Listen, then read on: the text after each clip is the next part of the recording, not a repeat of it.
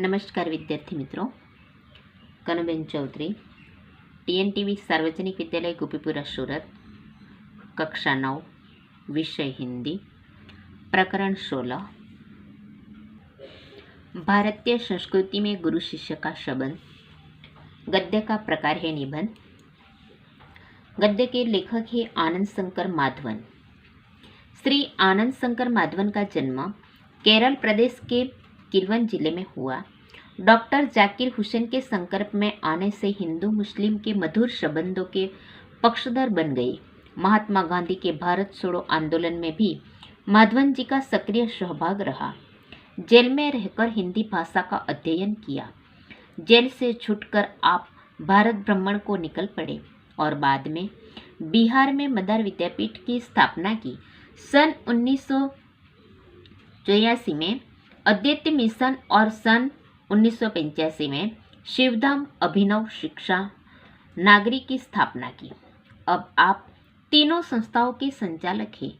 मलयालम तथा तमिल दोनों ही भाषाओं पर पूर्ण अधिकार होने के बावजूद आपने हिंदी साहित्य में सृष्टि की। आपके विषयों में दार्शनिकता, आधुनिकता एवं आध्यात्मिकता का बाहुल्य है।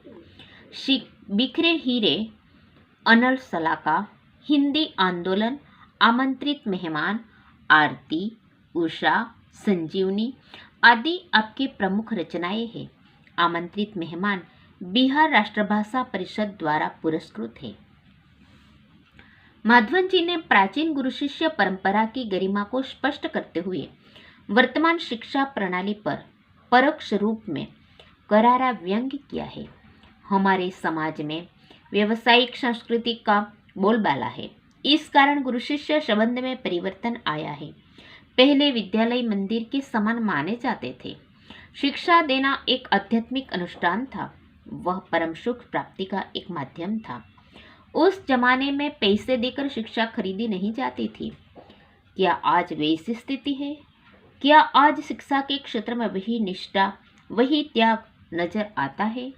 लेखक ने हमें अंतर्मुख होकर सोचने के लिए बाध्य किया है। तो हम देखते हैं गद्य में आनंद शंकर माधवन जी हमें क्या समझाना चाहते हैं। हमारे समाज में वैश्विक संस्कृति का बोलबाला है। इसी कारण गुरु शिष्य संबंधों में परिवर्तन आया है। पहले विद्यालय मंदिर के समान माने जाते थे। शिक्षा देना एक आध्यात्मिक अनुष्ठान था। वह परमेश्वर प्राप्ति का एक माध्यम था। पैसे देकर शिक्षा खरीदी नहीं जाती थी। आज स्थिति बिल्कुल बदल गई है और अब शिक्षण कार्य पेट पालने का साधन बन गया है। यानी कि हमारे समाज में पहला संस्कृति इस प्रकार की थी कि हमारी संस्कृति की बोलबाला थी, क्योंकि गुरु शिष्य के संबंधों में ऐसी स्थिति थी कि जो विद्यालय है, विद्या पाने का जो स्थल है, उसे मंदिर समान माना जाता था और ये शिक्षा देना एक आध्यात्मिक अनुष्ठान की तरह था और हमें परमेश्वर की प्राप्ति के लिए जो एक माध्यम सा बन चुका था और पैसे देकर शिक्षा तो खरीदी नहीं जाती थी। लेकिन आज ये सब बदल गया है। प्रशिक्षण कार्य कैसा हो गया है? एक पेट पालने का साधन बन गया है। जिसे भारतीय संस्कृति कहा जाना चाहिए, वह आज भारतीय मानसिक स्थिति में क्रियाशील नहीं है। आज एक प्रकार की अव्यवस्थित व्यावसायिक संस्कृति व्याप्त है, जिसकी जड़ शायद यूरोप में है। भारतीयों के सार्वजनिक व्यवहार में गुरु शिष्य संबंध का भी तदनुरूप परिवर्तन हो गया है। यहाँ गुरु वेतन भोगी नहीं होते थे और न शिष्य को ही शुल्क देना पड़ता था। पैसे देकर विद्या खरीदने की यह क्रय विक्रय पद्धति निसंदेह उस भारतीय मिट्टी का उपज नहीं है। शिक्षणालय एक प्रकार के आश्रम अथवा मंदिर के समान थे। गुरु को साक्षात परमेश्वर ही समझा जाता था। शिष्य पुत्र से अधिक प्रिय होते थे। यहाँ सम्मान मिलना ही शक्ति पाने का रहस्य है। प्राचीन काल में गुरु की शिक्षादान क्रिया उसका आध्यात्मिक अनुष्ठान थी। परमेश्वर प्राप्ति उनका एक माध्यम था। वह आज पेट पालने का जरिया बन गई है। अब इस पैराग्राफ में हमें आनंद शंकर जी ये कहना चाहते हैं कि भारतीय संस्कृति की जो स्थिति है, जो आज की स्थिति है, ये स्थिति भारतीय संस्कृति से विरुद्ध है, यानी कि यहाँ जो आज हो रहा है ये शायद यूरोप में ऐसा होता था, ऐसी स्थिति आज है, क्योंकि यहाँ गुरु शिष्य में परिवर्तन आ गया है। और आज गुरु वेतन, यहाँ के गुरु पहले वेतन भोगी नहीं होते थे, लेकिन आज यहाँ ऐसा हो रहा है। और शिष्य कभी भी गुरु को शुल्क नहीं देता था, नीति आज ऐसा हो रहा है। और विद्या कभी भी खरीदी नहीं जाती थी, लेकिन आज यहाँ ऐसा हो रहा है। और ये जो स्थिति है, ये स्थिति शायद यूरोप की जो संस्कृति है उसी का यहाँ पे प्रभाव हुआ है, ऐसा हम मान सकते हैं। क्योंकि पहले यहाँ गुरु शिष्य के संबंध में इतना आत्मीयता थी कि गुरु शिष्य जो है उसे पुत्र से भी अधिक चाहता था। गुरु के लिए शिष्य पुत्र से अधिक प्रिय होते थे और यहाँ गुरु को सम्मान मिलता था। लेकिन आज यहाँ ऐसा नहीं है। हम भारतीय संस्कृति में आज परिवर्तन देख रहे हैं। पहले के ज़माने में परमेश्वर प्राप्ति उनका एक माध्यम था, लेकिन आज स्थिति उलट है। आज कैसा है कि आज पेट पालने का जरिया बन गई है। प्रारंभ में विवेकानंद को भारत में महत्वपूर्ण स्थान नहीं प्राप्त हुआ, पर जब उन्होंने अमेरिकन नाम कमा लिया तो भारतवासी दौड़े मालाएं लेकर स्वागत करने। रविंद्रनाथ टैगोर को भी नोबेल पुरस्कार मिला तो बंगाली लोग दौड़े यह राग आलापते हुए, अमादेर ठाकुर कठोर सपूत। दक्षिण भारत में कुछ समय पहले तक भरतनाट्यम और कथकली को नहीं पूछता था, पर जब उसे विदेशों में मान मिलने लगा तो आश्चर्य से भारतवासी सोचने लगे, अरे हमारी संस्कृति में इतनी अपूर्व चीजें भी पड़ी थी क्या। यहाँ के लोगों को अपनी खूबसूरती नहीं नजर आती, मगर पराये के सौंदर्य को देखकर मोहित हो जाते हैं। जिस देश में ज्ञान पाने के लिए मैक्स मुलर ने जीवन भर प्रार्थना की, उस देश के निवासी आज जर्मनी और विलायत जाना स्वर्ग जाने जैसा अनुभव करते हैं। ऐसे लोगों को प्राचीन गुरु शिष्य संबंध की महिमा सुनाना गधे को गणित सिखाने जैसा व्यर्थ प्रयास ही हो सकता है।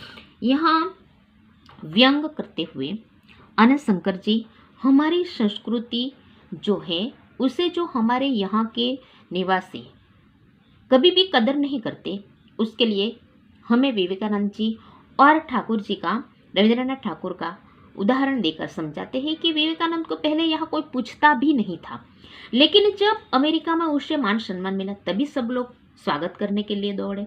इसी प्रकार रविंद्रनाथ टैगोर को भी जब नोबेल पुरस्कार मिला तभी बंगाली लोग दौड़े उसके पीछे। इसी तरह यहाँ जो हमारी अपूर्व संस्कृति है, जो चीज़ें पड़ी है, उसे यहाँ के लोगों को खूबसूरती की नज़र नहीं आती। हमारे देश में भरतनाट्यम कथकली उसे पहले लोग पूछते भी नहीं थे, लेकिन जब विदेशों में उसकी बोलबाला होने लगी तभी लोग सोचने लगे कि क्या ऐसी अपूर्व चीज़ हमारे देश में पड़ी है। इसी तरह यहाँ जो अच्छी चीज़ें हैं ये हमारे देश के लोग नहीं देख सकते। और यहाँ आनंद शंकर जी हमें ये भी बताना चाहते हैं कि मैक्स मुलर उसे जीवन भर प्रार्थना की कि हमारे देश के लिए, कि हमारा देश को प्राप्त करने के लिए, लेकिन हमारे देश के निवासी को हमारे देश की संस्कृति की कभी भी समझ में नहीं आती। इसी तरह यहाँ आनंद शंकर जी ये हमें बताना चाहते हैं कि गुरु शिष्य का संबंध हमारे यहाँ पवित्र माना जाता था, लेकिन यहाँ के लोग हमारी संस्कृति को समझते नहीं। हमारे यहाँ जो सौंदर्य है उसे पा नहीं सकते, लेकिन जर्मनी और विलायत जाना स्वर्ग जैसा अनुभव करते हैं और उसे पाना एक अद्भुत अपना ऐश्वर्य समझते हैं। ऐसे लोगों को हम शायद गुरु शिष्य के बारे में जो समझाए या सुनाए तो कैसा प्रतीत होगा कि जैसे हम गधे को गणित सिखाने का व्यर्थ प्रयास करते हैं, ऐसा ही शायद होगा। इस तरह से व्यंग कटाक्ष करते हुए आनंद शंकर जी हमारे लोगों की बात कर रहे हैं। अब यहाँ इसका उदाहरण देकर हमें बताते हैं कि एक बार सुप्रसिद्ध भारतीय पहलवान गामा मुंबई आए। उन्होंने विश्व के सारे पहलवानों को कुश्ती में चैलेंज दिया अखबारों में यह समाचार प्रकाशित होते ही एक पारसी पत्रकार ने उत्सुकतावश उनके निकट पहुंचकर उनसे पूछा, साहब, विश्व के किसी भी पहलवान से लड़ने के लिए आप तैयार हैं? तो आप अपने अमुक शिष्य से ही लड़कर विजय प्राप्त करके दिखाओ। गामा आजकल के शिक्षा क्रम में रंगे नहीं थे, इसलिए उन्हें इन शब्दों ने हैरान कर दिया। आंखें फाड़कर उस पत्रकार का चेहरा ताकते ही रह गए। बाद में धीरे से कहा, भाई साहब, मैं हिंदुस्तानी हूँ। हमारा अपना एक निजी रहन सहन है। शायद इससे आप अपरिचित नहीं हैं जिसे लड़ने का आपने नाम लिया। वह मेरे पसीने की कमाई, मेरा खून है और मेरे बेटे से भी अधिक प्यार है। इसमें और मुझ में फर्क ही कुछ नहीं। मैं लड़ा या वह लड़ा, दोनों बराबर ही होगा। हमारी इस परंपरा को आप समझने की चेष्टा कीजिए। हम लोगों को वंश परंपरागत से शिष्य परंपरा अधिक प्रिय है। ख्याति और प्रभाव में हम सदा यह चाहते हैं कि हम अपने शिष्यों से कम प्रभावी रहे। यानी हम यही चाहेंगे कि संसार में जितना नाम मैंने कमाया उससे कहीं अधिक मेरे पिता कमाए। मुझे लगता है आप हिंदुस्तानी नहीं हैं। अब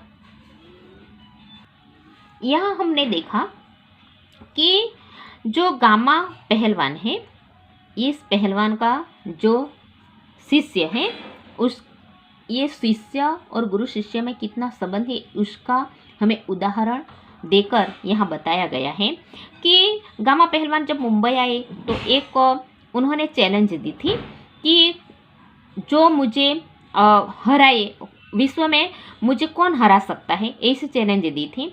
तब उत्सुकता से पारसी पत्रकार जो उसे क्या कहते हैं कि तुम विश्व को, सारे लोगों को चैलेंज देते हो, लेकिन आपके जो शिष्य है उसे चैलेंज दो, यानी कि उसे हराओ, तभी हम मान सकते हैं कि तुम ज़्यादा ताकतवर हो या आप सबसे अच्छे, यानी कि पहलवानों में आप सबसे आगे है, ऐसा हम मान लेंगे। अब यहाँ हुआ क्या कि गुरु और शिष्य के सामने चैलेंज की बात थी।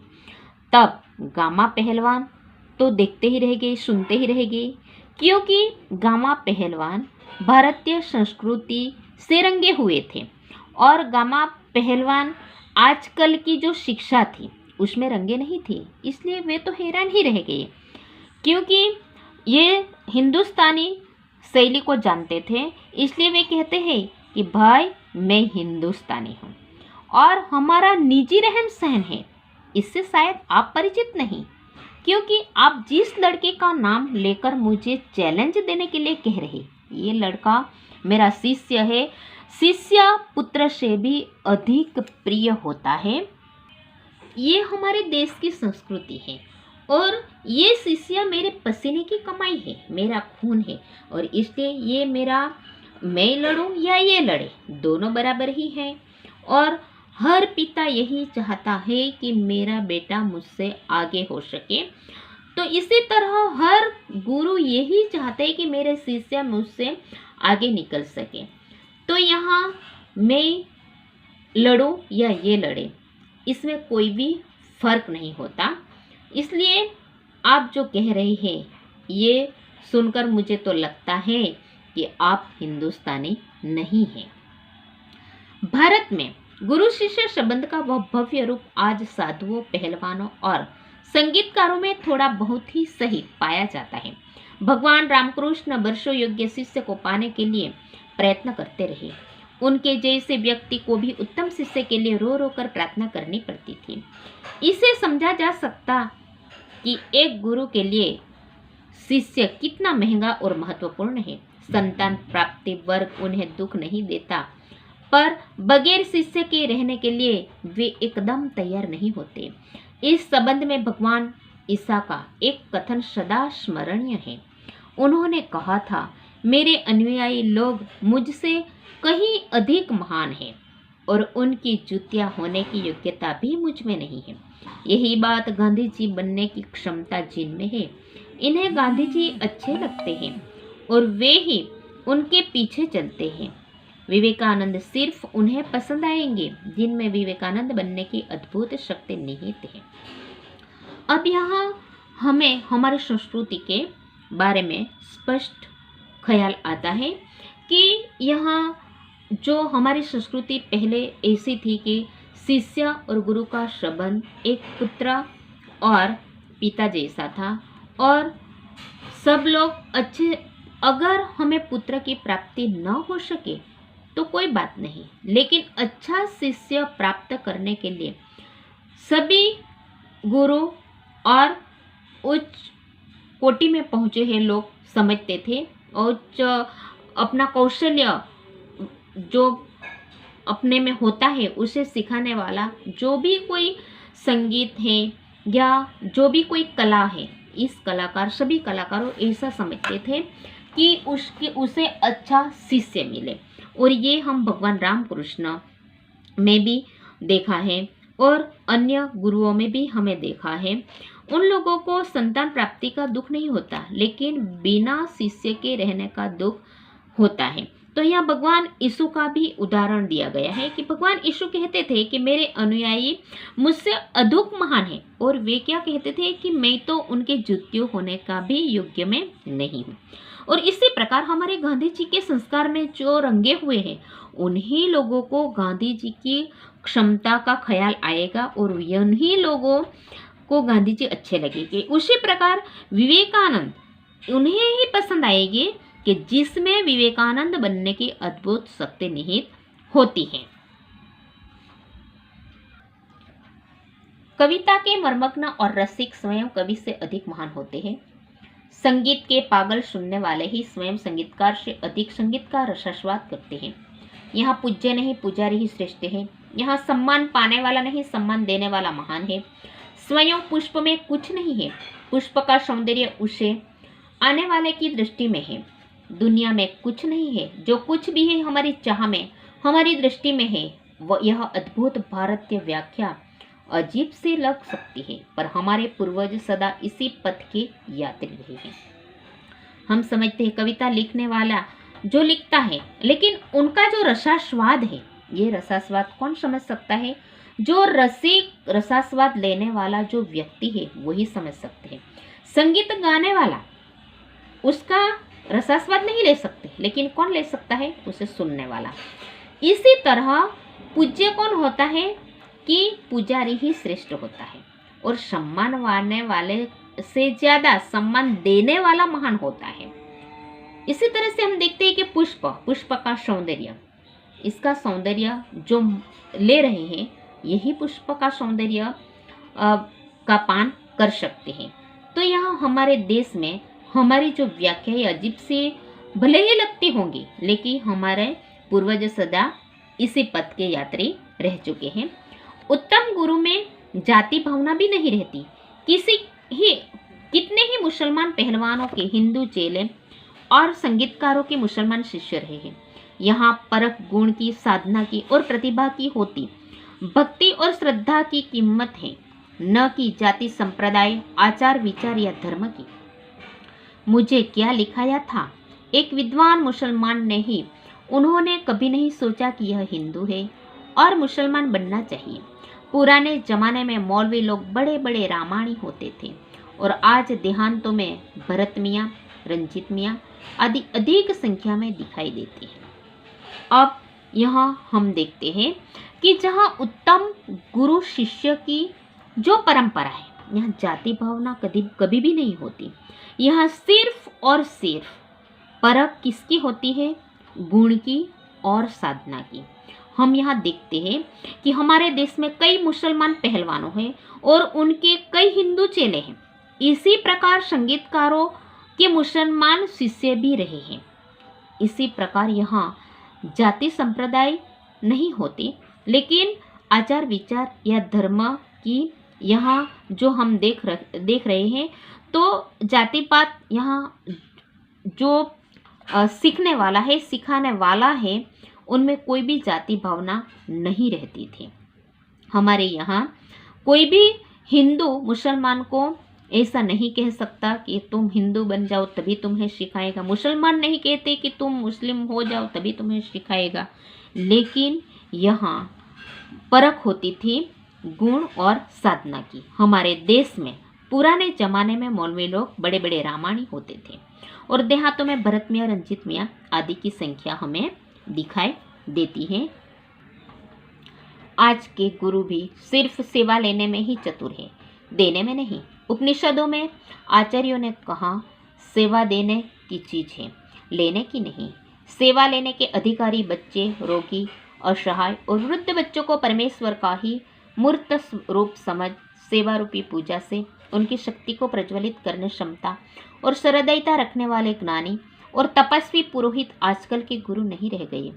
किसी की देह मंदिर की मूर्ति की शक्ति उतनी मात्रा तक ही संभव है जितनी मात्रा तक उसके पुजारी की भाव पूजा में नैवेद्य भावना भरी रहती है। तो यहाँ हम देखते हैं कि हमारे देश में आज ऐसा गुरु शिष्य का संबंध हमें नहीं दिखाई देता कि जितना प्राचीन समुदाय में दिखाई देता था। आज के गुरु सिर्फ सेवा लेने में ही चतुर दिखाई देते हैं, लेकिन देने में नहीं दिखाई देते। और आज ऐसा ही आवाज़ आती है कि सेवा देने की चीज़ है, लेने की नहीं। सेवा लेने के अधिकारी बच्चे, रोगी, असहाय और वृद्ध बच्चों को परमेश्वर का ही मूर्त रूप समझ सेवा रूपी पूजा से उनकी शक्ति को प्रज्वलित करने की क्षमता और सहृदयता रखने वाले ज्ञानी और तपस्वी पुरोहित आजकल के गुरु नहीं रह गए। पहले के जमाने में ऐसा होता था, लेकिन आज ये सब उल्टा हो गया है। और इसे हमें ये भी सोचना चाहिए कि देव मंदिर की मूर्ति की शक्ति उतनी मात्रा में ही संभव है जितनी मात्रा में पुजारी की भाव पूजा नैवेद्य भावना में भरी रहती है। तो हमें गुरु शिष्य का संबंध पहले के ज़माने और आज के ज़माने का जो हुआ है ये हम इस गद्य में देखा। तो इस प्रकरण का हम अब अर्थ भी देख लेते हैं। शब्दार्थ: परिवर्तन का अर्थ होता है बदलाव, सुप्रसिद्ध यानी कि सर्वश्रेष्ठ, निजी यानी कि अपना, उत्तम यानी कि श्रेष्ठ, अनुयायी यानी कि शिष्य। अब मुहावरे देखते हैं। गधे को गणित सिखाना, इसका अर्थ है व्यर्थ प्रयास करना। ताकते रहना, इसका अर्थ है आश्चर्य से देखते ही रहना। पसीने की कमाई, इसका अर्थ है कठिन परिश्रम का फल। रंग जाना, इसका अर्थ है निमग्न होना। नमस्कार।